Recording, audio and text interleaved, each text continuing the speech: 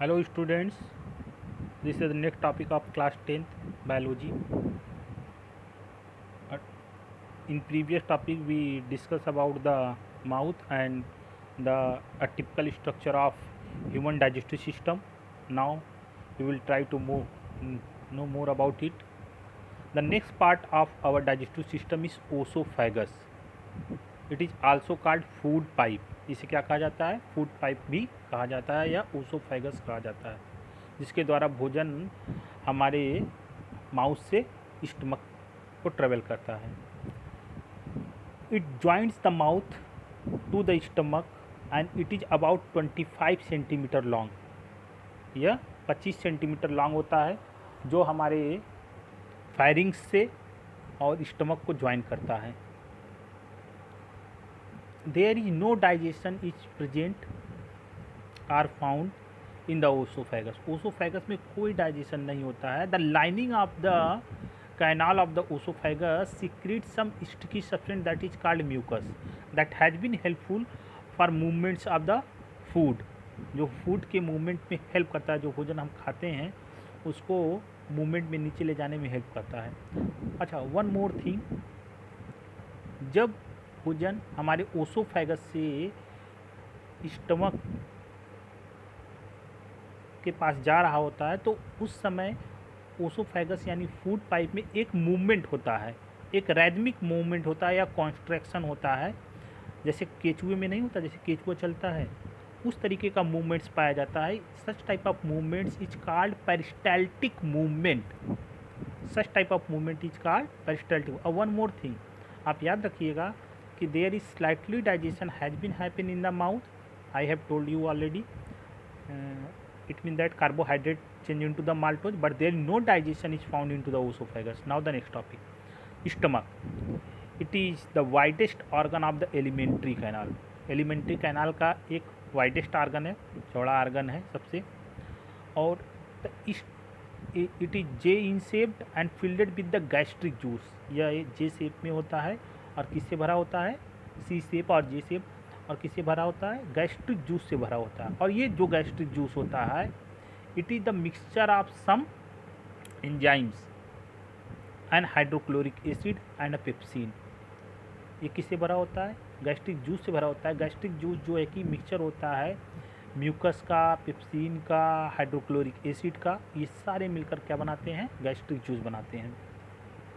Hydrochloric acid has been play an important role to kill the bacteria or microorganism of the food. ये food के bacteria micro organisms को किल करने का काम करते हैं. हाइड्रोक्लोरिक एसिड बहुत हाईली होता है, HCl आप जानते हैं. पेप्सिन एक एंजाइम होता है जो पाया जाता है हमारे स्टमक में. ये प्रोटीन के डाइजेशन में हेल्प करता है. अब म्यूकस ये क्या करता है? ये भी जो है कि हमारे जो इनर वाला ऑफ द स्टमक होता है उससे फूड को क्या करता है? चिपकने नहीं देता है.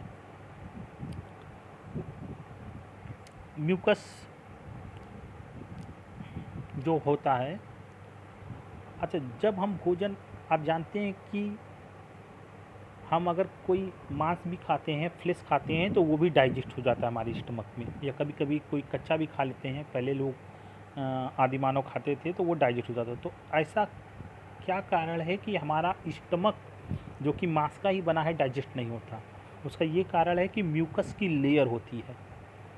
म्यूकस की लेयर होने की वजह से जो स्टमक को प्रोटेक्ट करता है, because the nature of the gastric juice is highly acidic in nature. बहुत ज़्यादा एसिडिक नेचर का होता है, वो मांस को भी गला सकता है, लेकिन म्यूकस का जो लेयर होता है वो उसे प्रोटेक्ट करने का काम करता है. अच्छा, एक चीज़ और ध्यान दीजिएगा कि inside the stomach only protein digestion is happen. केवल प्रोटीन का डाइजेशन होता है, कार्बोहाइड्रेट का कोई डाइजेशन नहीं होता है. यह होता भी है तो बहुत ही पार्शली होता है, यानी सिंपली ब्रेकडाउन होता है, हल्का फुल्का, और कंप्लीट डाइजेशन नहीं होता है. केवल प्रोटीन का डाइजेशन यहाँ पे होता है. इसके अलावा एक एंजाइम और पाया जाता है जो छोटे बच्चों में पाया जाता है, रेनिन, जो दूध में पाए जाने वाले कैल्शियम के डाइजेशन में हेल्प करता है. अब आइए देखते हैं नेक्स्ट टॉपिक पर, small intestine. It is the longest part of the alimentary canal, near about 6.5 metre long. जैसा आदमी रहता है, जैसे हाइट वेट हो उसके अकॉर्डिंग लगभग 6 से 6.5 मीटर लॉन्ग होता है ये।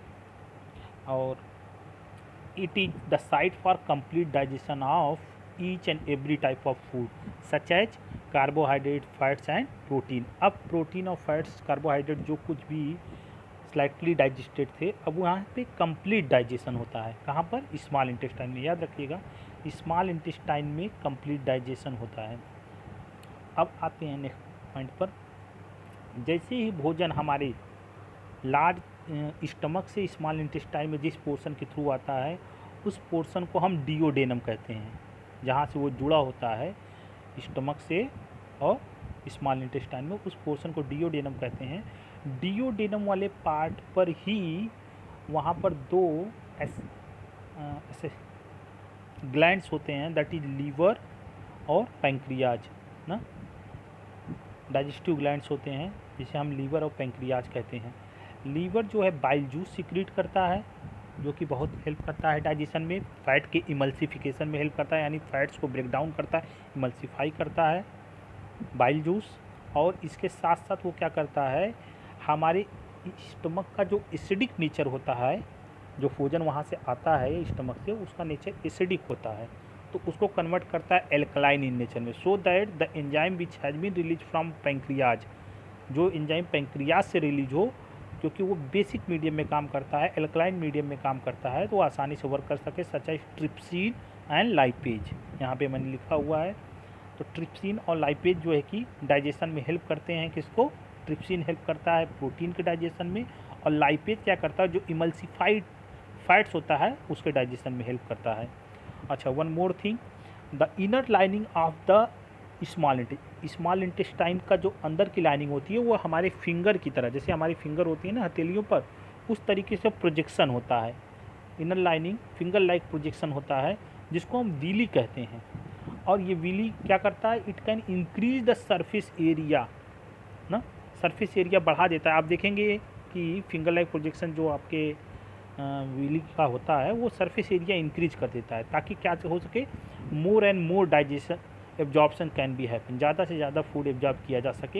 And it is richly supply with the blood vessels, ये ब्लड वेसल्स से रिचली सप्लाइड होते हैं और आसानी से फूड को क्या करते हैं, एब्जॉर्ब करते हैं, and passes it to different each and every cells of the body, अलग अलग पार्ट में बॉडी के पहुंचाते हैं।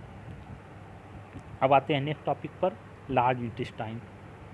It is about 1.5 metre long, यह 1.5 मीटर लॉन्ग होता है। इसको लार्ज इंटेस्टाइन क्यों कहा जाता है, ये ज़्यादा लंबा नहीं होता है, इसकी चौड़ाई ज़्यादा होती है, इस वजह से इसे लार्ज इंटेस्टाइन कहते हैं। Here the undigested food passes from small intestine, जो अनडाइजेस्टेड फूड होता है स्मॉल इंटेस्टाइन का, वो पास कर दिया जाता है लार्ज इंटेस्टाइन में। यहाँ पर जो उसमें वाटर होता है उसको क्या किया जाता है, एब्जॉर्ब कर लिया जाता है, और बाकी अनडाइजेस्टेड फूड को पास आउट कर दिया जाता है टू रेक्टम, रेक्टम में जाके स्टोर हो जाता है, और through the anus it has been remove outside from the body. Okay, thank you.